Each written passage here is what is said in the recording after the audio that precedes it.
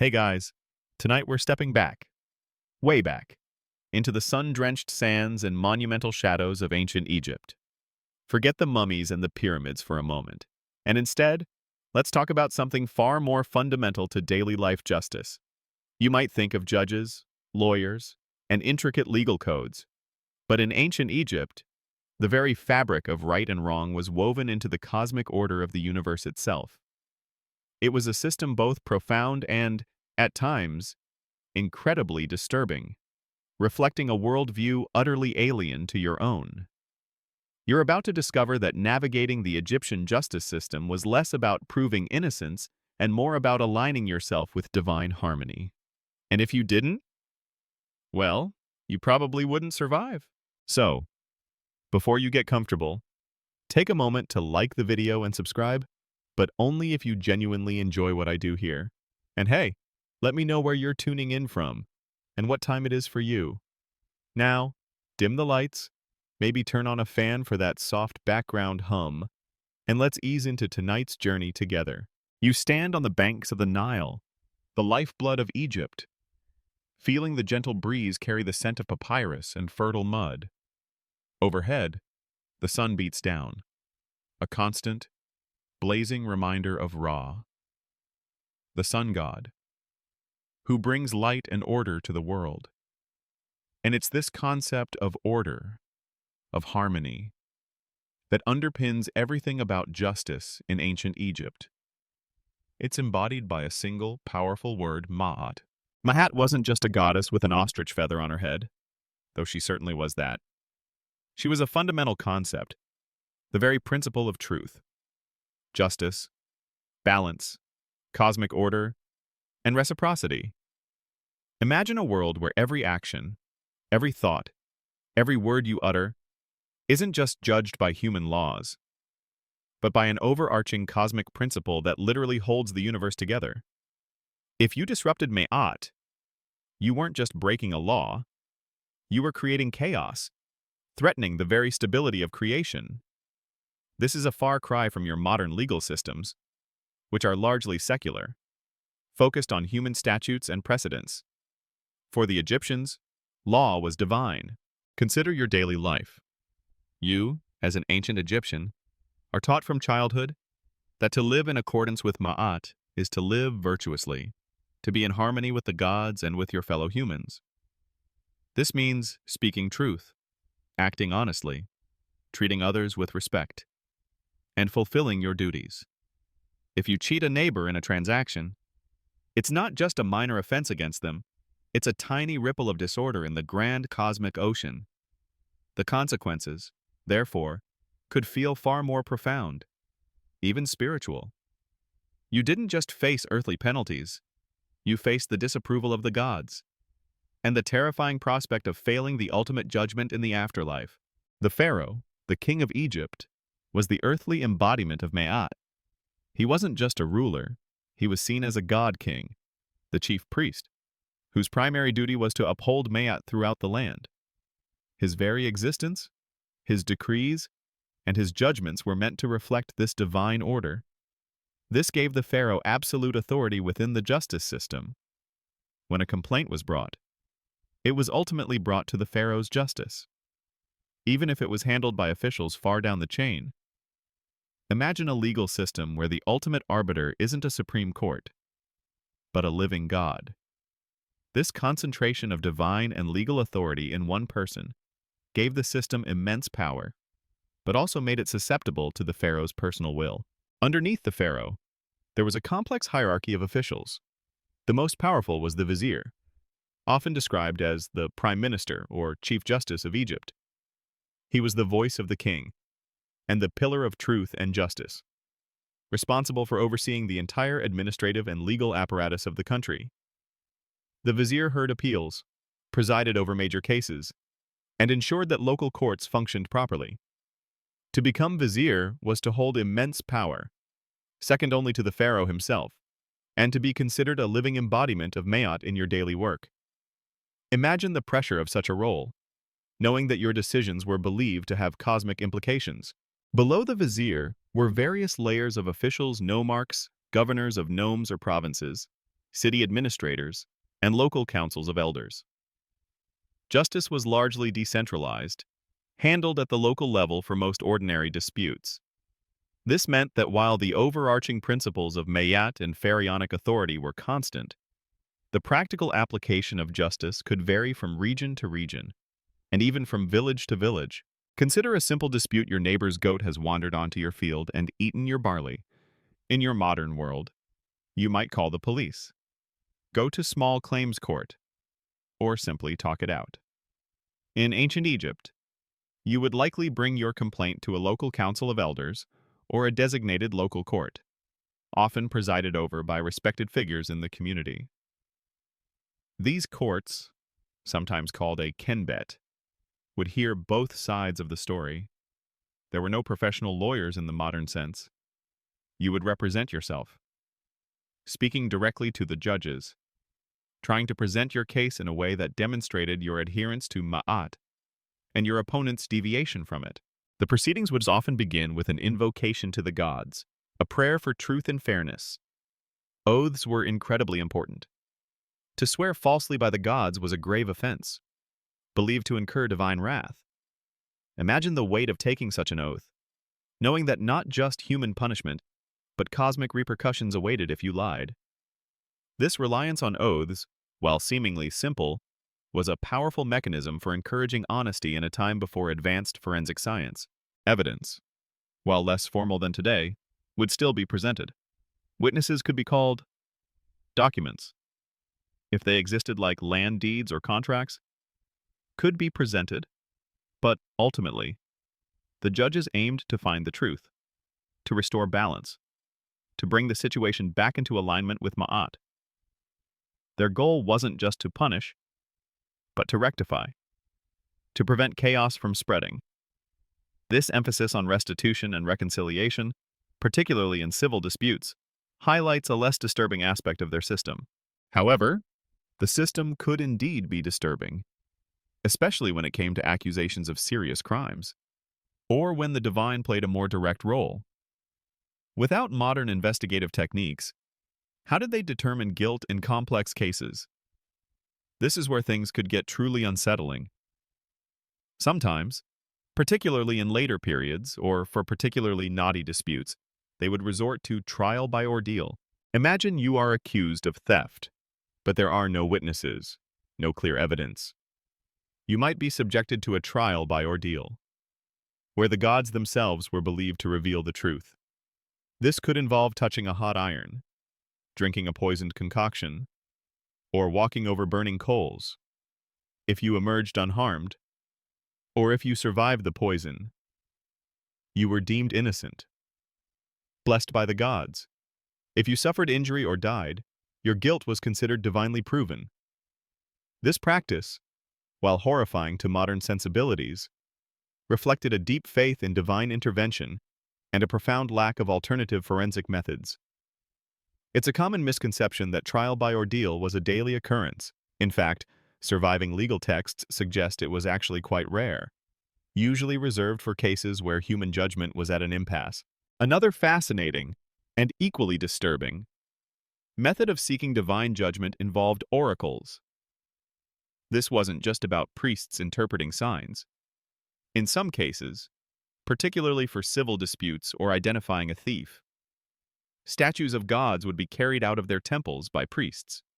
Questions would be posed, and the god, through the movements of its statue interpreted by the priests, would indicate guilt or innocence, or choose between two options. Imagine standing before a large statue, being told that its movements, guided by an invisible divine hand, would determine your fate. The power wielded by the priests in such scenarios was immense, and obviously open to manipulation. The concept of disturbing often lies in the punishments. While Egyptian law aimed for justice and order, punishments for serious crimes could be severe and often public.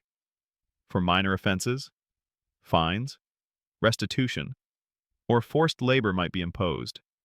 But for theft, perjury, or crimes against the state or the pharaoh, mutilation like cutting off hands or ears, flogging, or even execution were possible. Imagine the spectacle of public floggings or executions, designed to serve as stark warnings to anyone contemplating a deviation from Ma'at. These punishments were not hidden away. They were part of the public enforcement of order. Despite the harshness, there was an underlying emphasis on ensuring a fair trial, at least in theory. Legal documents often highlight the importance of allowing the accused to speak freely, of hearing all sides of a story.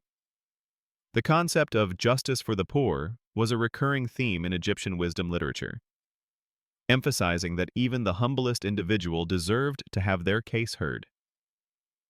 This aspirational ideal, while often challenged by the realities of power and corruption, suggests a society that genuinely valued fairness, even if its methods could be unsettling. The scribes, those diligent record-keepers of ancient Egypt, played a crucial role in the justice system. They documented complaints, transcribed testimonies, recorded judgments, and maintained legal archives. Their meticulous records provide much of what we know today about the functioning of the Egyptian courts. Imagine their steady hands, dipping reed pens into ink, meticulously preserving the details of your neighbor's goat dispute, or a serious criminal case. Without them, the legal system would have been utterly chaotic.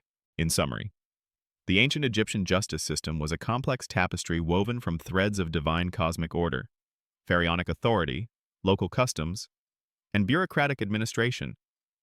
It aimed for fairness and balance, guided by the omnipresent concept of Ma'at. Yet, its reliance on divine intervention, its harsh punishments, and its potential for abuse of power reveal a system that, to your modern eyes, would often appear profoundly disturbing. It was a world where breaking a law wasn't just a legal infraction, but a cosmic transgression, with consequences that stretched far beyond the earthly court, into the very balance of the universe. You felt the profound weight of Ma'at, the cosmic force of justice, and glimpsed how it permeated every aspect of ancient Egyptian life, from humble disputes to the terrifying concept of divine ordeal. At the very pinnacle of this intricate, divinely sanctioned system stood one individual, the living embodiment of order, the ultimate judge, jury, and executioner, the pharaoh. His authority wasn't just immense, it was absolute, a reflection of his perceived divine nature. Imagine, if you can, a world where your ruler isn't just a king or an emperor, but a god on earth. This was the fundamental belief about the pharaoh. He was considered a living manifestation of Horus, the sky god, and upon his death, he became Osiris, ruler of the underworld. This divine status wasn't mere propaganda, it was deeply ingrained in the Egyptian psyche. As such, the pharaoh's will was considered law, his pronouncements divine decree. This absolute power meant that, in theory, every legal decision, every judgment rendered in the land, ultimately stemmed from him. When you, as an ancient Egyptian, had a grievance, whether it was a theft, a property dispute, or a more serious crime, your ultimate appeal, however indirect, was to the pharaoh. While you wouldn't typically walk into the royal palace and present your case directly to the king unless you were of incredibly high status, or the case was of national importance, the entire legal hierarchy functioned as an extension of his will. Every judge, every official, every vizier, acted in the pharaoh's name, upholding his divine mandate to maintain Ma'at. This absolute authority had profound implications for the fairness of the system. On one hand, a righteous and wise pharaoh could theoretically ensure equitable justice for all, as his decisions were believed to be guided by divine truth. Wisdom texts from ancient Egypt often portray the ideal ruler as one who upholds justice for the poor and protects the weak. The instructions of Kagemni, or the maxims of Tahotep, explicitly advise officials to be impartial, to listen patiently, and not to exploit the vulnerable. This aspirational ideal was a significant part of the royal ideology. However, the disturbing flip side of absolute power is the potential for arbitrariness and abuse. While the pharaoh was bound by Ma'at in principle, in practice, there was no earthly check on his power. If a pharaoh chose to act unjustly, to favor one party over another, or to impose a harsh and disproportionate punishment. There was little recourse. Your fate, and indeed the fate of the entire kingdom, could rest on the character and whims of a single man. Imagine living under a system where the highest authority, though theoretically divine, could wield such unchallengeable power over your life. The pharaoh was not only the supreme judge but also the ultimate legislator. While there wasn't a codified legal system in the modern sense like a single, comprehensive Egyptian law book, laws were issued through royal decrees, administrative edicts, and the precedents set by past judgments. These pronouncements, emanating from the divine source, were binding throughout the land. When a new pharaoh ascended the throne, he would often issue a decree proclaiming his commitment to Mayat and promising to restore order and justice, effectively setting the tone for his reign's legal policy. One of the key functions of the pharaoh in maintaining justice was overseeing the land and its resources. Since the land technically belonged to the gods, and thus to the pharaoh as their earthly representative, he was responsible for its proper administration. Disputes over land ownership, irrigation rights, and agricultural output often reached the highest levels of the legal system, as these were vital for the stability and prosperity of the kingdom. The pharaoh's decree regarding a complex land dispute could reshape entire communities. The pharaoh also played a crucial role in dealing with sedition and treason. Any act against the state, or, more specifically, against the pharaoh himself, was considered a cosmic transgression of the highest order. Conspiracies, rebellions, or attempts on the pharaoh's life were met with swift and brutal retribution, often overseen directly by the pharaoh or his most trusted viziers. These trials were far from impartial, more akin to an inquisition designed to root out and eliminate threats to the divine order. Imagine being implicated in such a plot. Your life would be forfeit, and your very name might be erased from history. A damnatio memoriae, to prevent your spirit from finding peace in the afterlife. The most famous, and perhaps most disturbing, example of this pharaonic authority in criminal justice is the harem conspiracy against Ramesses III. This complex plot, involving members of the royal harem and high-ranking officials, aimed to assassinate the king. The surviving legal papyri detail the trials and punishments meted out by a special court appointed by Ramesses III himself. The conspirators, including some high-status individuals, faced horrific fate's execution, self-execution, forced suicide, or severe mutilation. This case highlights how the pharaoh could delegate judicial authority for even the most sensitive matters. But the ultimate power and the severity of the sentences still reflected his absolute will and the need to preserve the divine order at all costs. Historians still debate the extent of Ramesses III's direct involvement in the trial proceedings, or if the court acted independently under his mandate. But the chilling outcomes underscore the pharaoh's ultimate authority. This system meant that even the most powerful individuals in Egypt, aside from the pharaoh, operated under his divine shadow. The vizier, while incredibly powerful, was still merely an agent of the pharaoh's will. He was appointed by the pharaoh, served at his pleasure, and was responsible for ensuring that the king's justice was administered effectively. The vizier's own instructions, found in tombs, often emphasize loyalty to the pharaoh and adherence to Mayat. Imagine the immense pressure on the vizier to constantly align his judgments with the perceived divine will of his king, knowing that any perceived deviation could lead to his downfall. The very design of the Egyptian state was geared towards reflecting and upholding the pharaoh's divine authority. The temples, the pyramids, the grand monuments, all served to reinforce his connection to the gods and his role as the maintainer of Mayat. This constant visual and ideological reinforcement meant that the concept of the pharaoh as the ultimate source of justice was deeply embedded in the cultural landscape. You couldn't escape it. It was in the air you breathed, the monumental art you saw, the religious rituals you participated in. Moreover, the pharaoh wasn't just concerned with earthly justice. As the divine intermediary, he was also responsible for the well-being of the dead and ensuring their successful journey to the afterlife. Royal decrees could sometimes grant funerary provisions or protect tombs, showing the pharaoh's reach extending beyond the realm of the living into the eternal. This demonstrates how even the concept of post-mortem justice was intertwined with the pharaoh's divine mandate. In theory, the pharaoh's absolute authority was meant to guarantee fairness, as a divine ruler would only dispense truth. In practice, however, it created a system where the personal biases, strengths, or weaknesses of the incumbent pharaoh could have monumental consequences. A benevolent pharaoh might indeed be a source of solace and justice for the common person.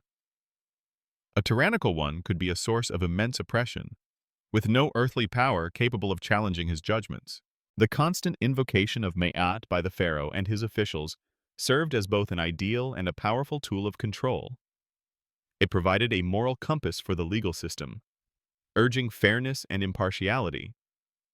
But it also justified the pharaoh's absolute power, framing any challenge to his authority as a disruption of cosmic order, thus lending divine legitimacy to even the harshest punishments.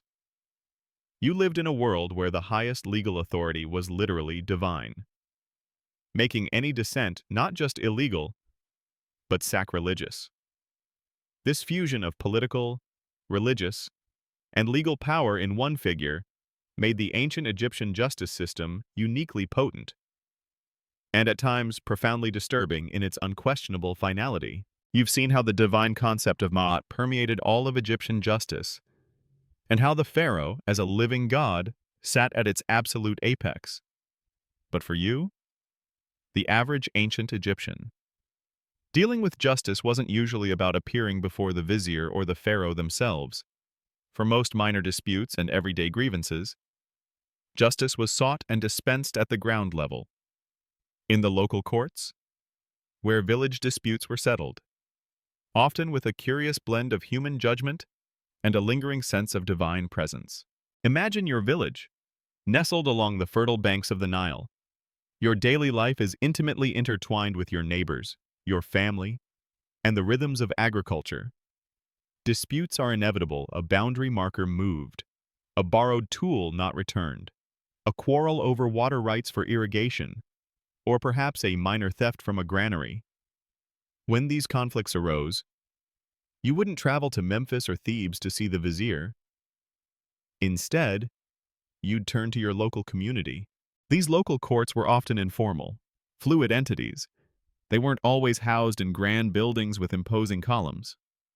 Sometimes, they might convene under the shade of a sycamore tree, in the courtyard of a temple, or in the administrative office of a local official. The judges were typically respected members of the community village elders, local priests, scribes, or perhaps an overseer from a nearby estate. These weren't necessarily professional legal experts in your modern sense.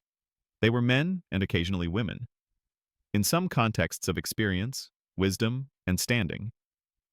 Their goal was not just to apply strict laws, but to restore harmony to the community, to bring the situation back into alignment with Ma'at at a local level. When you brought a complaint, you would present your case directly. There were no lawyers to represent you. You stood before the judges, articulate your grievance, and present any evidence or witnesses you had. Your opponent would then have the chance to respond, to refute your claims, and to present their own side of the story. The process was often oral, with scribes present to record the proceedings for official purposes. Imagine the pressure of having to speak clearly, concisely, and persuasively in front of your neighbors and respected community figures, knowing that your livelihood, or your reputation, might hang in the balance. One crucial aspect of these local courts was the heavy reliance on oaths. To swear an oath in ancient Egypt was a solemn act, often invoking the names of powerful gods or the sacred person of the pharaoh. False swearing was considered a grave offense, believed to incur divine wrath. So, if your neighbor denied stealing your donkey and swore a solemn oath by Amun-Ra, the chief of the gods, the judges might be heavily swayed. This reliance on divine deterrence, rather than purely human investigative techniques, could feel quite disturbing to modern sensibilities. It placed immense pressure on individuals to tell the truth. But it also meant that a cunning liar, willing to risk divine punishment, could potentially escape justice. The punishments meted out by local courts for minor offenses were often aimed at restitution or public humiliation, rather than severe physical penalties. You might be ordered to pay a fine, to return stolen goods, or to perform labor for the wronged party for minor theft. For example, the thief might be ordered to return double or triple the value of the stolen item.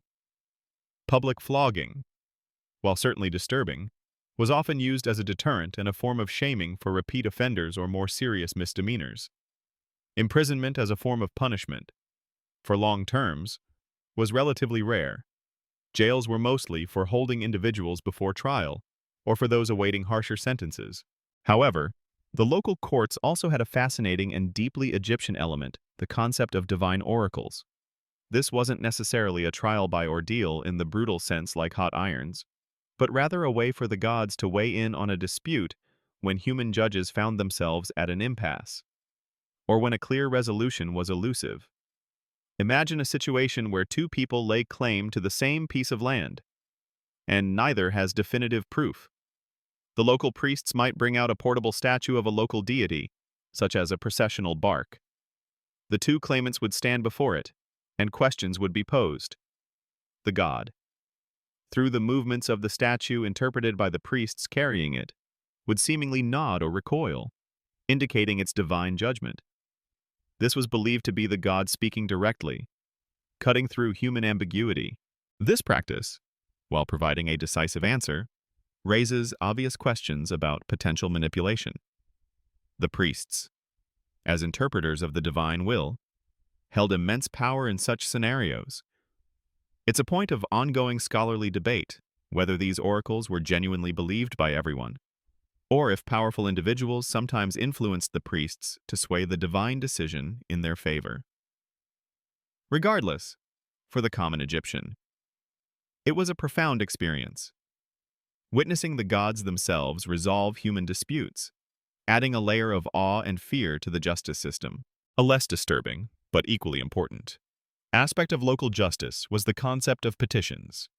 You, as a private citizen, could directly petition local officials, priests, or even high-ranking administrators with your grievances. These petitions would be written down by scribes if you couldn't write yourself, outlining your complaint and seeking redress. These documents, known as letters of complaint or legal petitions, provide invaluable insights into the daily lives and legal challenges of ordinary Egyptians. They show a system that, at its best, was accessible to common people, allowing them a channel to seek justice from the authorities. The role of scribes in these local courts cannot be overstated.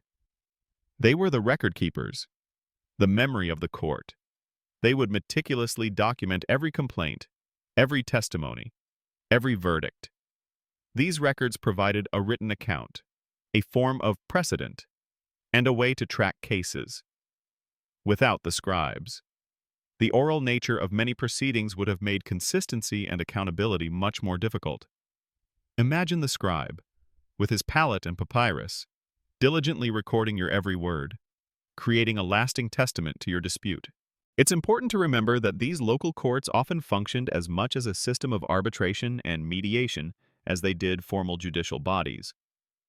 The goal was often to find a resolution that satisfied both parties and restored social harmony, rather than simply assigning guilt and punishment.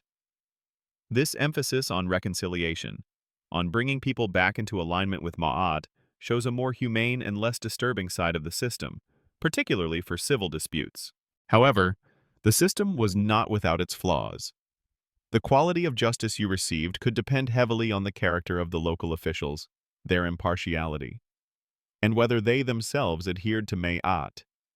Power dynamics, local influence, and personal biases could certainly play a role. If you were a poor farmer going up against a wealthy landowner, even in a local court, the scales of justice might be subtly tilted.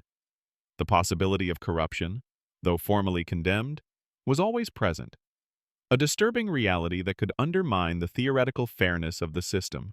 In essence, the local courts of ancient Egypt were the everyday face of justice for the vast majority of the population. They were accessible, community-based, and deeply rooted in the concept of ma'at. They relied heavily on direct testimony, solemn oaths, and sometimes the direct intervention of the gods through oracles. While they aimed to restore harmony and provided a vital avenue for resolving disputes, their methods, particularly the reliance on divine judgment and the potential for human manipulation or bias, meant that even at this fundamental level, the Egyptian justice system could be quite disturbing to your modern sensibilities. You were in the hands of your community, and sometimes the gods themselves. You've seen how justice functioned at the local level, a blend of community wisdom and divine oracle, and understood the ultimate authority of the pharaoh.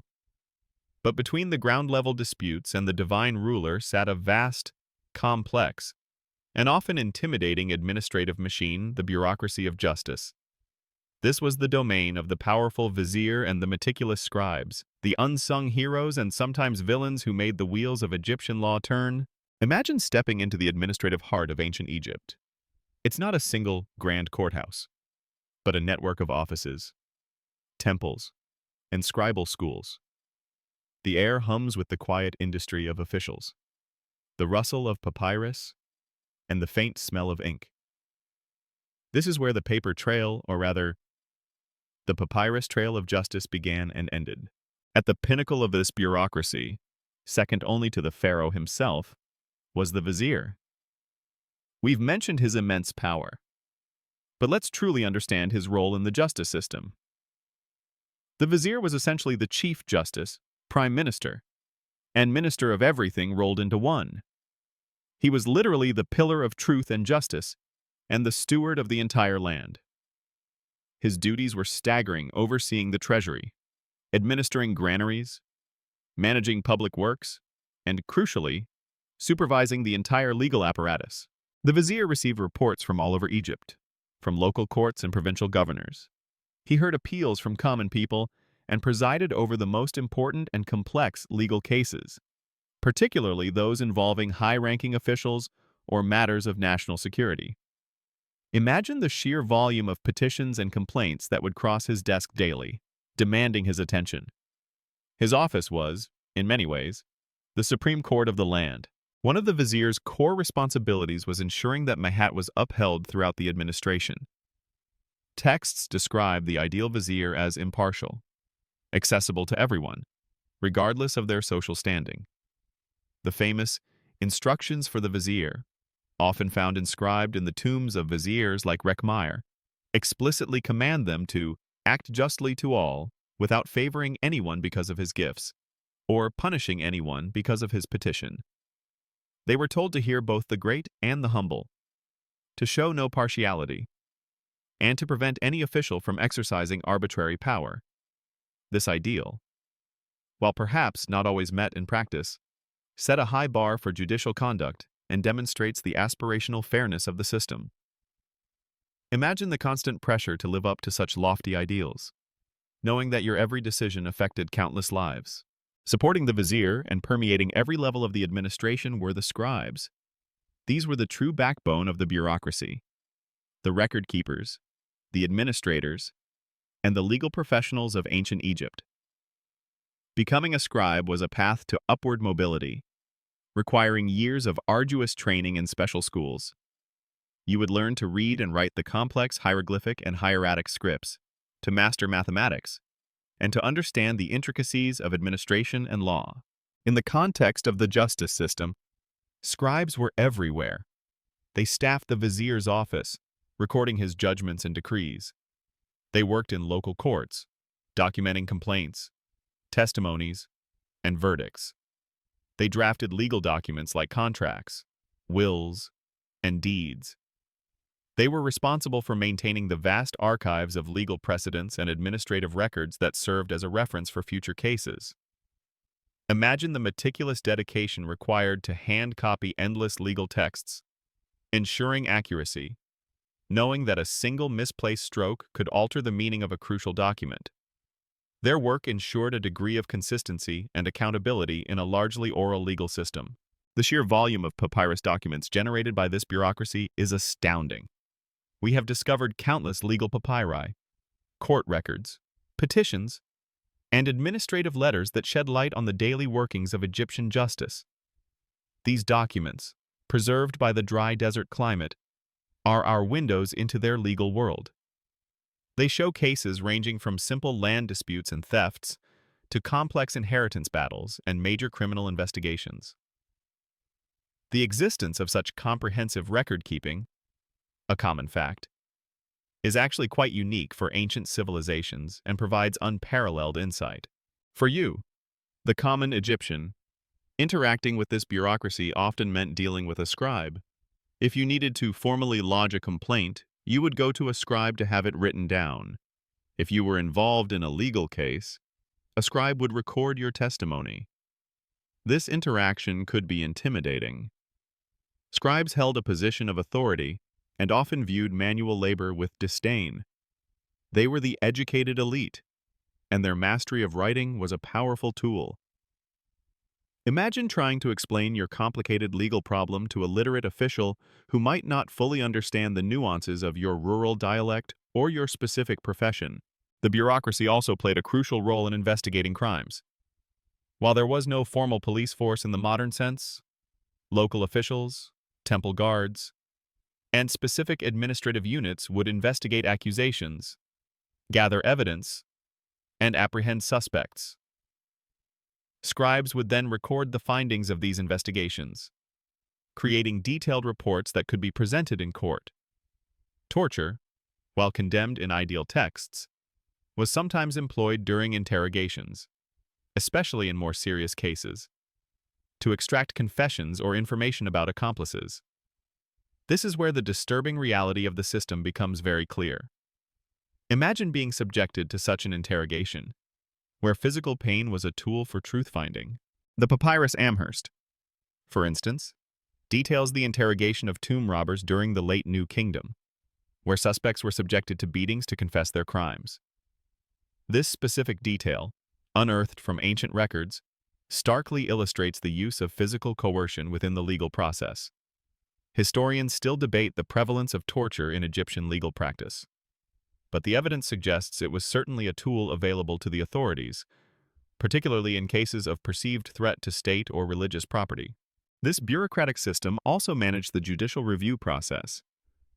If you were unhappy with a local court's decision, you could petition a higher authority, ultimately the vizier. This tiered system of appeals, documented in various papyri, theoretically allowed for a more robust form of justice, ensuring that egregious errors or injustices could be rectified. However, appealing to a higher authority involved time, expense, and navigating complex administrative channels, making it less accessible for the very poorest. Even the judges themselves were part of this elaborate bureaucracy. They were appointed by the vizier or the pharaoh, and their impartiality was constantly emphasized in official texts. Judges were expected to be knowledgeable in traditional laws, wise in judgment, and firm in their application of justice. Their positions were highly respected, and they wielded significant authority within their respective jurisdictions. In essence, the Egyptian bureaucracy of justice was a finely tuned machine designed to uphold the central principle of Ma'at and the absolute authority of the pharaoh. It was a system built on meticulous record-keeping, a clear hierarchy of officials, and a strong emphasis on formal procedures. For you, the common citizen, it represented both a pathway to redress grievances and a potentially intimidating, often slow-moving, apparatus of state power. While it aimed for fairness and efficiency, its reliance on human integrity, its potential for coercion, and its inherent complexity meant that navigating its corridors could be a profoundly disturbing experience. Far removed from the clear-cut justice ideals we hold today, you've delved into the intricacies of the Egyptian legal bureaucracy, from the omnipotent vizier down to the meticulous scribes. But what happens when human evidence runs dry, when witnesses contradict each other, or when a crime seems to defy conventional investigation? This is where the ancient Egyptian justice system could become truly unnerving, as it sometimes resorted to methods that relied not on logic or forensics, but on the direct, often terrifying, Intervention of the divine trial by ordeal and divine judgment. Imagine a scenario where you are accused of a crime, perhaps a theft, and there's no clear eyewitness, no conclusive evidence. Your accuser insists you did it. You vehemently deny it. The human judges, try as they might, cannot discern the truth. In your modern world, this might lead to an acquittal due to insufficient evidence, or a lengthy, complex investigation. In ancient Egypt, especially in periods where human methods failed, the gods might be called upon to decide. One of the most direct and disturbing forms of divine judgment was the trial by ordeal. This wasn't a daily occurrence, mind you, but rather a last resort for particularly intractable cases, or to confirm suspicions where direct proof was lacking. The specific forms of ordeal varied, but they all shared a common principle, putting the accused through a physically dangerous test, with the belief that the gods would protect the innocent and expose the guilty. Imagine you are led to a specific location, perhaps a temple courtyard, where the ordeal is to take place. You might be forced to walk across burning coals, hold a piece of red-hot iron, or plunge your hand into boiling water. The priests, acting as intermediaries, would oversee the process, invoking the gods to reveal the truth. If you emerged unharmed, or if your wounds healed quickly and cleanly, you were deemed innocent, divinely vindicated. If you suffered severe burns, or if your injuries festered, your guilt was considered proven by the gods themselves, and human punishment would follow. The psychological impact of such an ordeal would be immense. You'd face not just the physical pain and danger, but the terrifying prospect of divine condemnation. The sheer weight of belief in such a system meant that even the innocent would feel immense fear, while the guilty might truly believe they were doomed. While archaeological evidence for wide-scale, brutal physical ordeals is less common than often depicted in popular culture, the concept certainly existed, reflecting a profound faith in supernatural intervention when human judgment failed. It's a chilling reminder that in the absence of forensic science, ancient societies found other, often terrifying, ways to seek truth, a more common and perhaps less physically brutal, but still profoundly disturbing form of divine judgment involved oracles. This wasn't the kind of oracle you might think of from ancient Greece, with a priestess in a trance. In Egypt, divine oracles often involved statues of gods.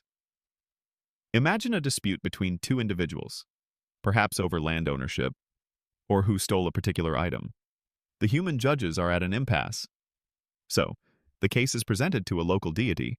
The process would involve priests carrying a sacred, portable statue of a god, often within a small boat or litter, from its temple. The two litigants would stand before the statue, and the details of the case would be presented. Questions would be posed to the god, sometimes directly, sometimes in written form. The god, through the movements of its statue, a swaying, a tilting, a movement forward or backward, would indicate its answer. This movement was interpreted by the priests carrying the statue. A nod forward might mean yes or guilty, while a recoil might mean no or innocent. Imagine the tension in the air as the statue is moved, its heavy weight seemingly guided by an invisible force. The belief in the gods' direct communication was absolute for the common person. The decision rendered by the gods' oracle was final and unquestionable. It bypassed human fallibility and was seen as the purest form of justice. However, this reliance on oracles opens up obvious avenues for manipulation and abuse. The priests, as the intermediaries who interpreted the gods' movements, held enormous power. They could subtly influence the statue's movements, either consciously or unconsciously, to favor one party over another, perhaps for personal gain, political influence, or even sincere but misguided belief. The Deir el-Medina papyri, which document life in a village of royal tomb builders, contain numerous examples of individuals seeking divine oracles for everything from confirming paternity to identifying a thief, and show just how central this practice was to everyday justice. These records show both the faith people placed in them and the inherent ambiguity in their interpretation. For you, the litigant, The oracle represented both hope and fear. Hope that the divine would truly reveal the truth and vindicate you.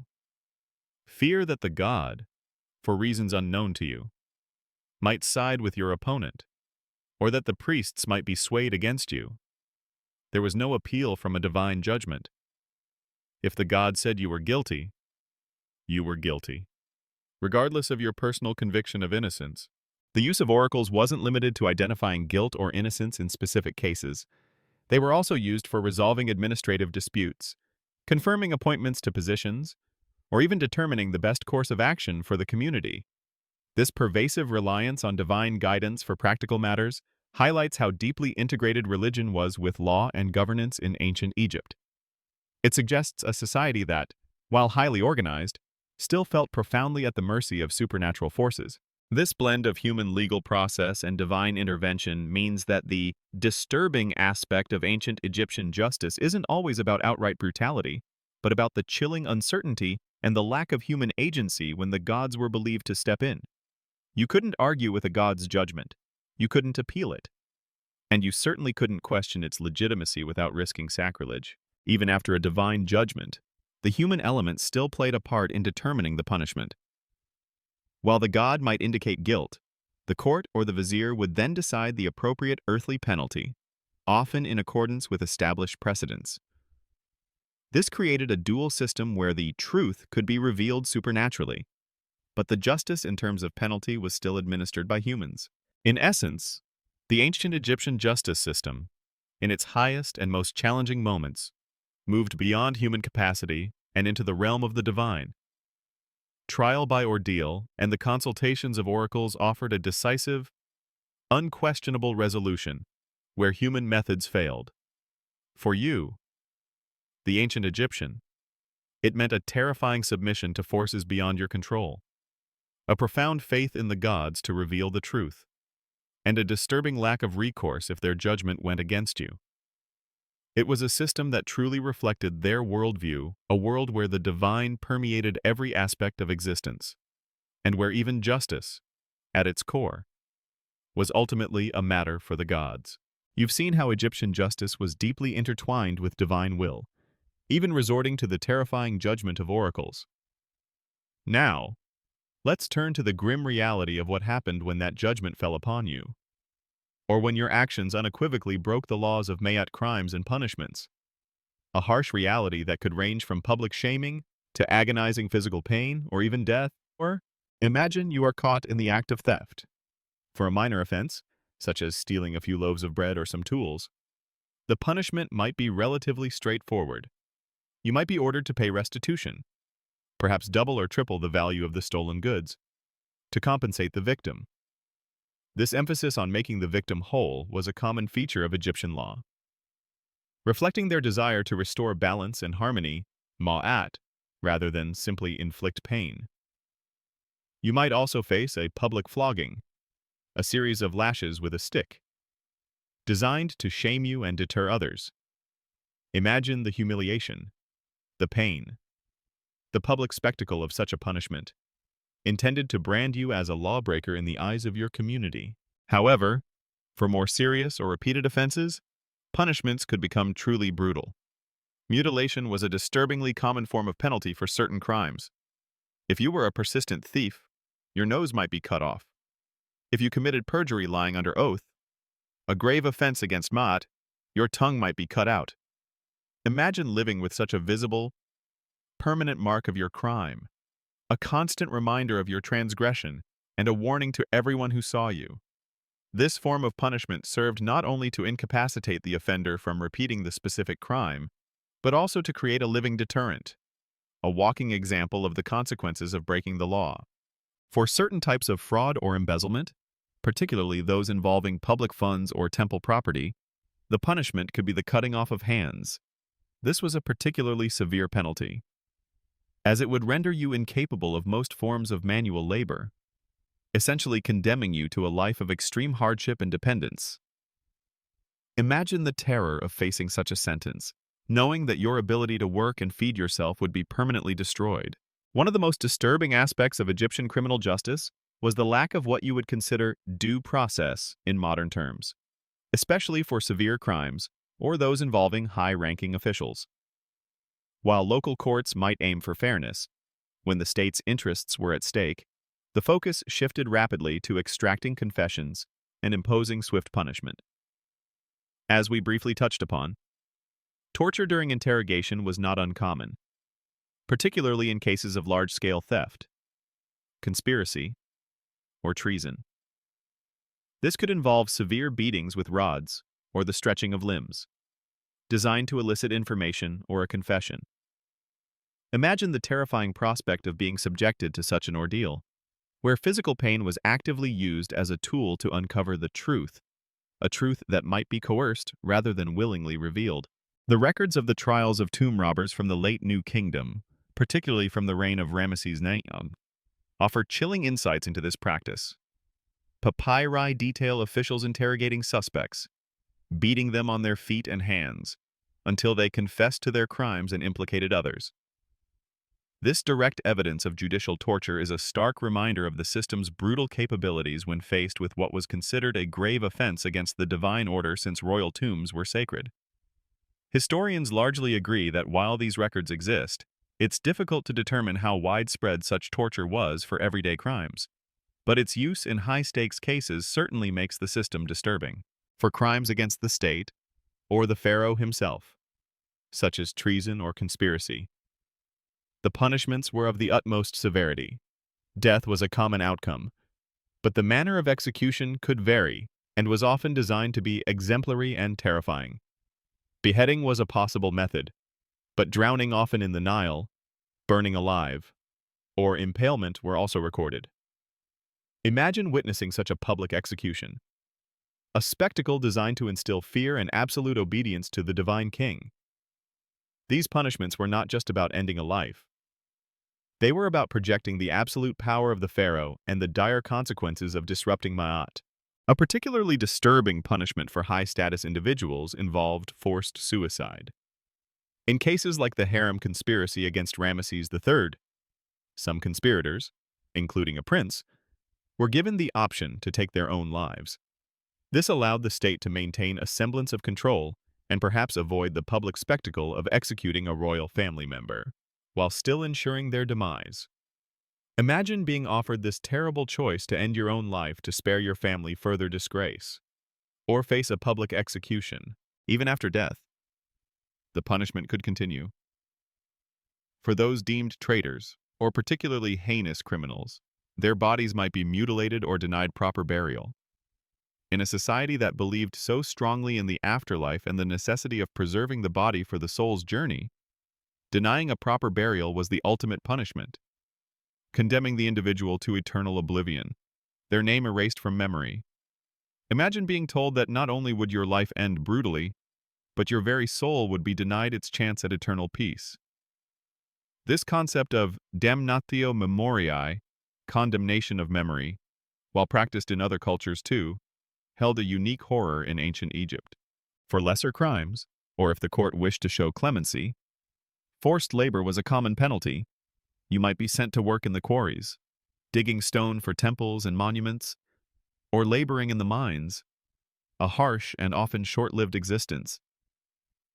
This was a way for the state to extract value from convicted criminals, turning their punishment into productive output. Imagine being chained and forced to toil under the relentless sun, knowing that your freedom had been forfeited to the whims of the state. While not a direct punishment, the use of prisons was primarily for holding suspects awaiting trial or for those who were to be executed. Long-term incarceration as a form of punishment, for years or decades, was not typical. If you were guilty, you were usually dealt with swiftly and definitively, either through physical punishment, execution, or forced labor. This meant that the experience of the justice system, if you were deemed guilty, was usually a rapid descent into brutal consequences rather than a prolonged period of confinement. It's also worth noting that the punishments were not always evenly applied. While the ideal of Ma'at demanded impartiality, the reality of social hierarchy meant that the wealthy and well-connected might sometimes escape harsher penalties or receive lighter sentences compared to the poor and powerless. This is a disturbing truth in almost any ancient justice system, and Egypt was likely no exception. In conclusion, the ancient Egyptian criminal justice system was designed to uphold the sacred order of Ma'at and the absolute authority of the pharaoh. When those principles were violated, the response could be swift, severe, and profoundly disturbing. From public floggings and mutilation to torture during interrogation and various forms of execution, the penalties were designed not just to punish, but to deter, to shame, and to reassert the state's unchallengeable power. For you, the ancient Egyptian, stepping outside the bounds of law meant risking not just your freedom, but your body, your dignity, and potentially even your eternal soul. You've witnessed the often brutal consequences of breaking Ma'at's laws. Now, let's explore how the scales of Egyptian justice weighed upon different segments of society, focusing on women, slaves, and how the law's gaze acknowledged, protected, or sometimes overlooked their rights and vulnerabilities. This reveals a nuanced picture, often surprising to modern eyes, yet still deeply intertwined with the prevailing social hierarchy. Imagine you are an ancient Egyptian woman. Your legal standing, remarkably, was often far more favorable than that of women in many other ancient societies, such as Greece or Rome. Under Egyptian law, women were considered legal persons. This meant you could own property, inherit and bequeath land, manage your own finances, enter into contracts, and even initiate legal proceedings in court. Imagine the contrast in many contemporary cultures. A woman was essentially the property of her father or husband, unable to act independently. In Egypt, you had a significant degree of economic and legal autonomy. If you were a married woman, you retained control over your own property and assets, separate from your husband's. A marriage contract, while not always written, could specify financial arrangements, including provisions for divorce. If a divorce occurred, particularly if initiated by the woman, she was often entitled to alimony and the return of her dowry, ensuring some financial security. Imagine the power this afforded you, the ability to leave a bad marriage without facing complete destitution. This might not sound like much today, but in the ancient world, it was truly revolutionary. However, despite these remarkable legal rights, your social reality often presented a different picture. While you could own property, your primary role was still seen as within the domestic sphere, managing the household, raising children, and overseeing domestic slaves. Public life, high bureaucratic positions, except perhaps within temples as priestesses, and military roles were largely closed to you. So, while you had legal recourse, your daily life was often confined, a disturbing contrast between legal potential and social expectation. Now, consider your life if you were a slave in ancient Egypt. This is where the disturbing aspects of the justice system become starkly apparent. Slaves were considered property, acquired through war, capture, or sometimes born into servitude. As property, you had no legal standing of your own. You could not own property, inherit, enter into contracts, or initiate legal proceedings independently. Your master held absolute authority over you, including the power to punish, sell, or even kill you.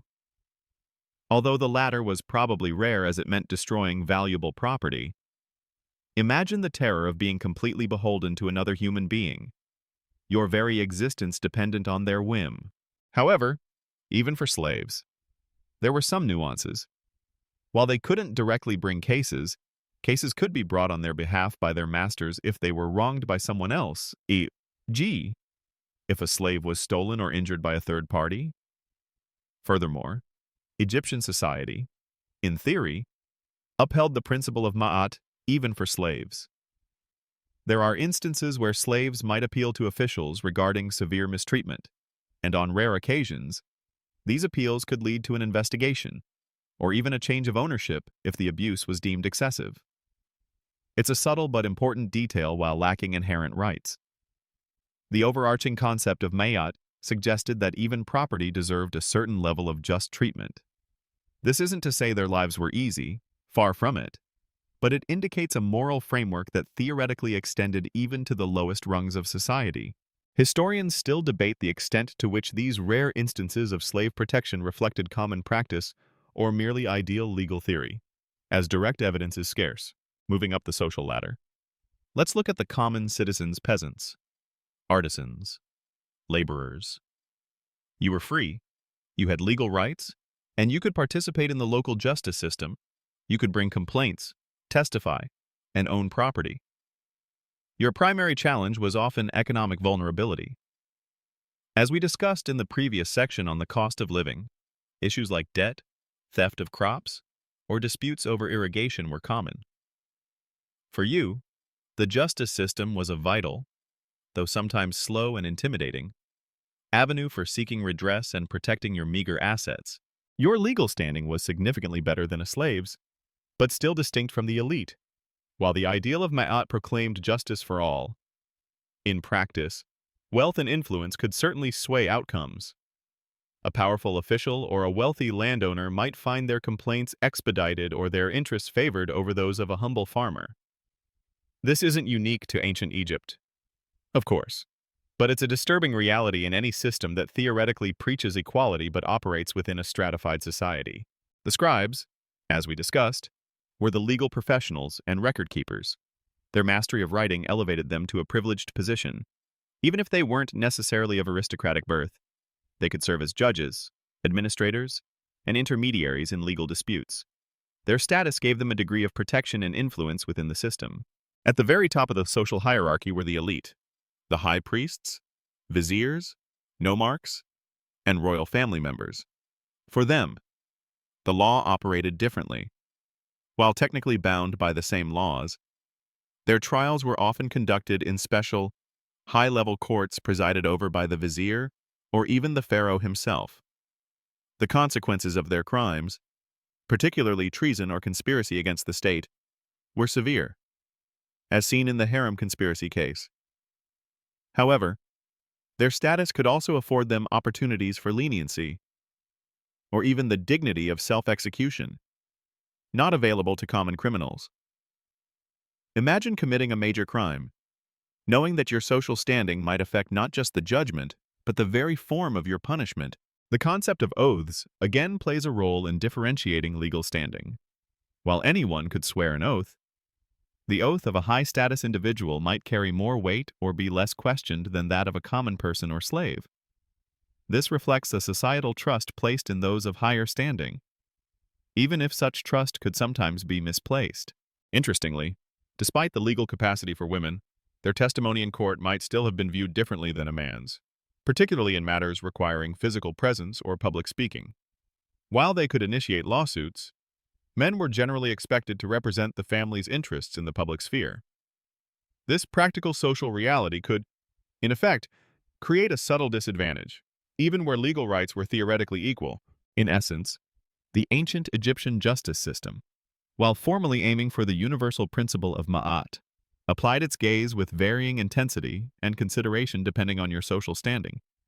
Women enjoyed surprising legal autonomy in property and marriage, setting them apart from many of their ancient counterparts. Common citizens had access to local courts but faced economic vulnerability. Slaves, however, endured a grim existence as property, with minimal legal rights, though even for them, the overarching concept of Ma'at occasionally offered a faint glimmer of protection against extreme cruelty. The elite, while subject to harsh penalties for state crimes, also benefited from their status in ways the common person could only dream of. It was a system that, beneath its divine ideals, reflected the deep and complex social stratification of ancient Egyptian society. You've journeyed through the earthly courts, seen the weight of social standing, and understood the brutal consequences of earthly justice. But for the ancient Egyptians, life didn't end at death. In fact, the ultimate judgment, the most terrifying and inescapable court, awaited you in the afterlife.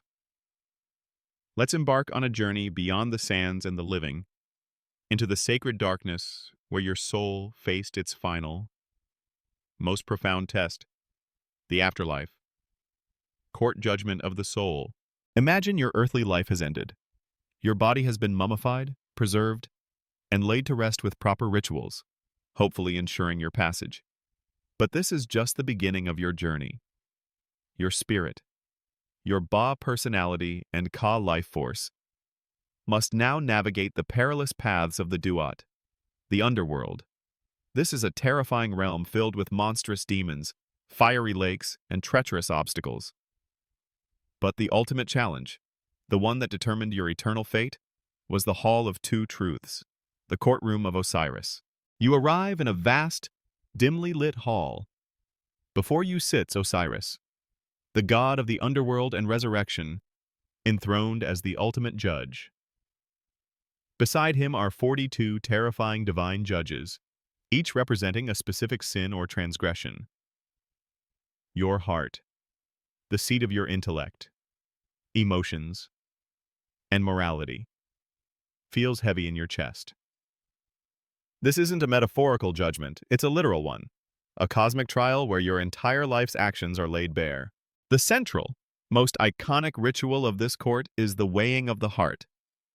Imagine standing before a massive set of scales. On one side, a feather, the feather of Ma'at itself, light as air, representing truth, justice, and cosmic order. On the other, your own heart, placed by the jackal-headed god Anubis. This is the moment of truth. As your heart is placed on the scales, you begin to recite the negative confession, a list of 42 declarations found in the Book of the Dead. You proclaim your innocence before each of the 42 judges, denying a specific sin. I have not stolen, I have not killed, I have not lied, I have not caused pain, I have not blasphemed God. Imagine the solemnity, the tension of this moment, as you recount every virtue and deny every vice, hoping your words align with the true weight of your heart. But it's not just your words. Your heart itself is believed to betray your true nature. If your heart is heavy with sin, if it outweighs the feather of Ma'at, then your fate is sealed. Standing by the scales, a terrifying beast with the head of a crocodile, the body of a lion, and the hindquarters of a hippopotamus waits Ammit, the devourer of the dead. If your heart fails the test, Ammit will devour it, and your soul will be annihilated, condemned to eternal oblivion, forever denied the blessed afterlife in the field of reeds. Imagine the sheer terror of facing this beast, knowing that failure means not just death, but the complete non-existence of your spirit. This is arguably the most disturbing aspect of the Egyptian justice system, the finality and horror of eternal obliteration. However, if your heart balances perfectly with the feather of Ma'at, if it is light and pure, you pass the test. Thoth, the ibis-headed god of wisdom and scribes, records the verdict. You are then declared true of voice and admitted to the paradise of the field of reeds, a blissful existence mirroring the earthly life, but without its hardships. Here, you would perpetually cultivate perfect fields, reunite with your loved ones, and live in eternal peace. This concept of posthumous justice, while terrifying in its potential outcome, also offered immense hope and motivation for living a virtuous life in accordance with Ma'at. This entire elaborate system of afterlife judgment served a crucial purpose in ancient Egyptian society. It was the ultimate deterrent for wrongdoing and the ultimate reward for virtue. Knowing that every action, every thought, was being recorded and would ultimately be judged in the cosmic court, provided a powerful moral compass. It ensured that even if you escaped earthly justice, you could not escape divine judgment. This instilled a deep sense of personal responsibility for one's actions, a belief that true justice would always prevail, even if it took an eternity. The Book of the Dead itself, a collection of spells, prayers, and instructions, was a vital tool for navigating this afterlife court. Wealthier Egyptians would commission personalized copies of the book, often adorned with beautiful illustrations, to be placed in their tombs. These spells were meant to help the deceased overcome the dangers of the underworld, to guide them through the various trials, and, crucially, to assist them in the weighing of the heart ceremony. Imagine the anxiety of preparing for this ultimate judgment, trying to memorize spells and ensure you had the right magical protections to face the gods. For the poor, who couldn't afford a full Book of the Dead, simple amulets or orally transmitted prayers would have to suffice, highlighting a disturbing class distinction even in the pursuit of eternal salvation. The gods involved in this judgment were not just Osiris, Anubis, and Thoth, the 42 divine judges, each overseeing a specific negative confession, represented a comprehensive list of moral failings from theft and murder to causing pain to animals, polluting water, or even simple gossiping. This broad scope shows that Ma'at extended to every minute aspect of life, demanding not just grand acts of virtue but consistent adherence to ethical conduct in daily interactions. One common misconception about the judgment of the soul is that it was a purely individual process. While the weighing of the heart was individual, the concept of collective responsibility and the influence of one's family and community on one's moral standing were also present. Though less emphasized in the Book of the Dead texts themselves, scholars still debate how much this individual judgment contrasted with the collective social responsibilities preached in earthly wisdom texts. The afterlife court also functioned as a profound commentary on the earthly justice system. It implied that even if human courts failed, even if corruption existed, divine justice would ultimately set things right. This offered solace to the wronged and a terrifying warning to the unpunished transgressor. It was the ultimate appeal, the final court of last resort, where no earthly power or wealth could sway the outcome. The concept of eternal damnation through annihilation by Ammit is particularly disturbing because it completely negates the Egyptian desire for eternal life. Unlike concepts of hell with eternal torment, Ammit offered no existence whatsoever. To cease to exist, to become nothing, was the ultimate horror. A truly brutal and final consequence for failing to live by Ma'at.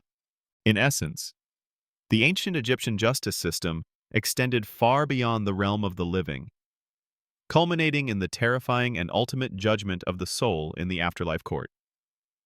Your earthly life was a preparation for this final trial, where your heart's purity, your adherence to Ma'at, would determine your eternal destiny.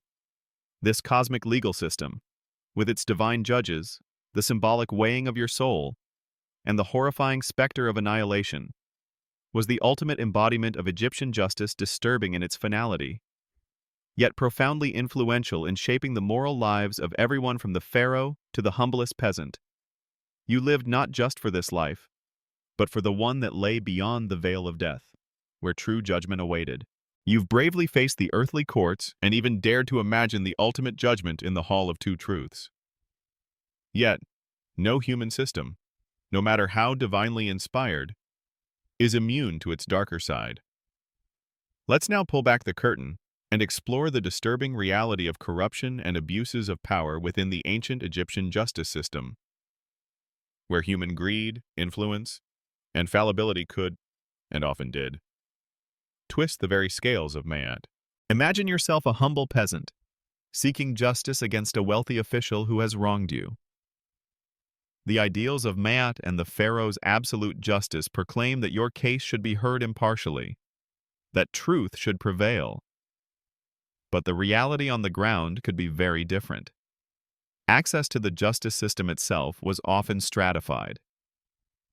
While local courts were theoretically open to all, reaching higher authorities, especially the vizier, required time, resources, and often, connections. If you were poor, simply traveling to the administrative center and waiting for your petition to be heard could be an insurmountable burden. The most insidious form of corruption was bribery. Despite explicit warnings in wisdom texts and vizierial instructions against taking gifts, the temptation to accept payments to influence a judgment was ever present. Imagine a scribe or a local judge, poorly paid, presented with a valuable offering, a sack of grain, a piece of linen, or even a small animal. from one of the litigants. Would they always uphold the ideal of impartiality? Probably not. The system, like any human system, was vulnerable to the very human desire for personal gain. You might witness a case where a seemingly clear-cut injustice goes unpunished, and a quiet whisper spreads through the community about gifts being exchanged. Beyond overt bribery, there was the more subtle but equally distorting influence of status and social connection. If you were a powerful nobleman, a high priest, or a well-connected landowner, your complaints would likely be heard with more urgency and deference than those of a common farmer or a craftsman. Your word might carry more weight, your testimony deemed more credible simply because of who you were. Imagine bringing a complaint against a powerful individual, knowing that the judges might be hesitant to rule against someone of such high standing, fearing repercussions for their own careers or even their lives. This systemic bias meant that the concept of justice for the poor, while an aspirational ideal frequently expressed in wisdom literature like the Tale of the Eloquent Peasant, a famous literary work where a peasant eloquently pleads his case against a corrupt official, eventually winning justice from the vizier, was often a hard-fought battle rather than an inherent right. While the story offers hope, it also acknowledges the reality of widespread corruption that the peasant had to overcome. Scholars debate whether such literary works were merely moralistic tales or reflections of actual successful appeals by commoners against corrupt officials. Regardless, they highlight the recognized problem. Abuse of power by officials was another disturbing reality. A local nomarch, provincial governor, or an overseer on a large estate wielded immense authority within their jurisdiction. They could exploit their position, impose unfair taxes, demand excessive labor, or simply rule arbitrarily. Imagine a powerful official seizing your best fields for their own use, or unfairly confiscating your livestock. While theoretically you could petition higher authorities, the very people you were complaining about might be the ones who controlled the flow of information or had direct influence over the courts. This created a climate where challenging powerful individuals could be incredibly risky, potentially leading to retaliation rather than redress. The police and investigative forces, such as temple guards or specific administrative units, were also susceptible to abuse. While their job was to maintain order and apprehend criminals, they could also be used to intimidate, extort, or oppress the populace, particularly the vulnerable. Interrogations, as we've discussed, could involve brutal physical coercion, not always to find the truth, but sometimes to extract confessions or implicate others, even the innocent, under duress. Imagine being seized by guards, subjected to beatings, and forced to confess to a crime you didn't commit, simply because it was easier for the officials to close the case. Even the sacred institution of divine oracles, while believed to be infallible, could be manipulated. As we noted, the priests who carried and interpreted the movements of the god statue held immense power. They could be influenced by bribes, by political pressure, or even by their own biases. Imagine a powerful litigant discreetly offering a generous donation to the temple before their case was presented to the oracle. Could that subtly influence the divine decision? The very human element of interpretation made these divine judgments less than perfectly impartial. The judicial review and appeals process, while theoretically offering a check on lower court decisions, was also susceptible to these abuses. A case might be dismissed, or a verdict overturned, not necessarily because of new evidence or a more just interpretation, but because a more powerful individual intervened, or a higher bribe was paid. This could create a sense of deep cynicism among the populace, eroding faith in a system that claimed divine sanction, but often delivered earthly injustice. Consider the strikes by workers. Like those at Deir el Medina, the village of royal tomb builders, these workers, royal employees, went on strike due to late payment of rations, a direct breach of contract by the state. While not a justice case in the traditional sense, their petitions and protests against the official bureaucracy highlight a systemic failure of the administration to uphold its end of the bargain. Their ability to successfully strike and negotiate for their rights, though rare, shows that there were moments when collective action could challenge bureaucratic abuses. This famous strike papyrus, from the reign of Ramesses III, is a unique primary source demonstrating organized labor disputes and the challenges of accountability within the Egyptian bureaucracy. Perhaps one of the most disturbing aspects was the lack of transparency. While scribes meticulously recorded legal proceedings, these records were not publicly accessible in the way modern court documents are. They were for administrative use, for precedent, and for accountability within the bureaucracy. For the common person, understanding the complexities of the law, or knowing how to effectively navigate the system, was incredibly difficult, leaving them vulnerable to those who did possess such knowledge and influence. In conclusion, while the ancient Egyptian justice system was built upon the noble ideal of Ma'at and aimed for cosmic balance, it was ultimately administered by fallible humans. The disturbing reality was that corruption, bribery, social bias, and the arbitrary abuse of power were constant threats. For you, the ancient Egyptian, seeking justice meant navigating a complex, often intimidating bureaucracy, where your status, your wealth, and the integrity of the officials involved could profoundly influence the outcome. Even with the gods theoretically overseeing all, earthly human flaws often cast a long, disturbing shadow over the pursuit of truth and fairness. You've delved into the profound ideals and disturbing realities of the ancient Egyptian justice system, a world shaped by cosmic order, pharaonic might, human fallibility, and the terrifying prospect of ultimate judgment. As our journey through this ancient legal landscape draws to a close, let's consider the echoes of ancient justice today. What lasting legacies do these millennia-old concepts hold?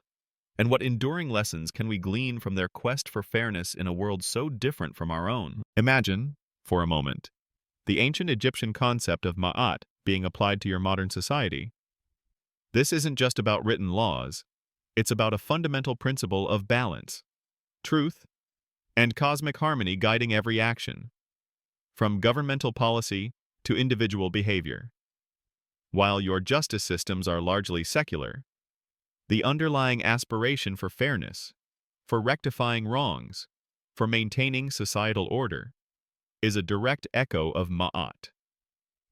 The idea that society functions best when there is equilibrium, when actions align with a greater good, is a concept that transcends time and culture. You strive for this balance in your laws, in your ethical debates, and in your personal conduct, often without consciously invoking an ancient goddess with an ostrich feather. One of the most remarkable echoes is the emphasis on written records and bureaucracy. The meticulous scribes of ancient Egypt, diligently documenting petitions, testimonies, and judgments on papyrus, laid a foundational stone for modern legal systems. Your courts today rely heavily on written evidence, transcripts, and precedents. The very idea of an administrative hierarchy, from local courts to a supreme judicial authority like the vizier, is a pattern that has been replicated in legal systems across the globe for millennia. The Egyptians understood, perhaps better than many ancient peoples, that a complex society required detailed documentation for consistency and accountability, a common fact that truly underscores their administrative foresight. The concept of access to justice for all citizens, regardless of social standing, is another powerful legacy. While the practical realities in ancient Egypt often fell short due to corruption and social hierarchy, the ideal was consistently proclaimed in wisdom literature and vizierial instructions. Justice for the poor was a recurring theme. This aspirational goal, that the law should serve everyone, from the humblest peasant to the highest noble, is a cornerstone of modern democratic legal principles. You strive for legal aid, for equal representation, and for mechanisms that ensure everyone has a voice in court, reflecting this ancient yet enduring ideal. Consider the role of punishment. While many ancient Egyptian penalties were physically brutal and disturbing to modern sensibilities, mutilation, public floggings, executions, their purpose was often multifaceted: deterrence, retribution, and symbolic restoration of order. Your own justice systems still grapple with these same aims, albeit with different methods. Debates about the effectiveness of various punishments, the ethics of capital punishment, and the role of rehabilitation versus retribution all have their roots in these ancient attempts to manage societal transgressions. The Egyptian concept of damnatio memoriae, erasing a criminal's name, reflects a deep understanding of psychological punishment and the desire to remove an individual from the collective memory. An echo seen in modern discussions about reputation and public shaming. The legal rights of women in ancient Egypt stand out significantly when compared to many other ancient societies. Their ability to own property, enter contracts, and initiate divorce proceedings granted them a level of autonomy that was truly progressive for their time. This remarkable aspect serves as an important historical precedent, challenging simplistic narratives about the universal subjugation of women in antiquity and offering a powerful, albeit often overlooked, historical example for the ongoing global fight for gender equality in legal and economic spheres. However, the disturbing aspects of the Egyptian system also serve as powerful warnings. The dangers of absolute power and the potential for corruption and abuse are lessons that resonate through all of history. The pharaoh's unquestionable authority, while theoretically divinely guided, highlighted the vulnerability of a system without checks and balances. The instances of bribery and official misconduct remind you that human flaws can undermine even the most noble legal ideals.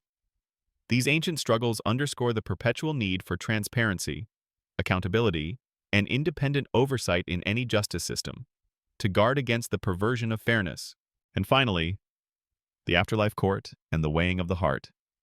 While you might not believe in Amit devouring your soul, the profound psychological impact of that belief is undeniable. It created a powerful moral compass, a cosmic accountability that shaped behavior in life. In a sense, modern society also grapples with questions of ultimate accountability. Whether through personal conscience, societal judgment, or philosophical concepts of morality. The Egyptian quest for a life true of voice in the eyes of the gods is a poignant reflection of humanity's enduring desire for meaning, integrity, and a sense that, ultimately, justice will prevail. So, as you fade into a peaceful sleep, let these ancient echoes linger, from the timeless ideal of Ma'at to the practicalities of bureaucracy, from surprising rights to chilling abuses. The Egyptian justice system was a complex tapestry, full of light and shadow. It reminds you that the pursuit of justice, in all its forms, is a continuous, evolving human endeavor, striving for balance in a chaotic world. A struggle that began on the banks of the Nile and continues, in its own way, to this very day.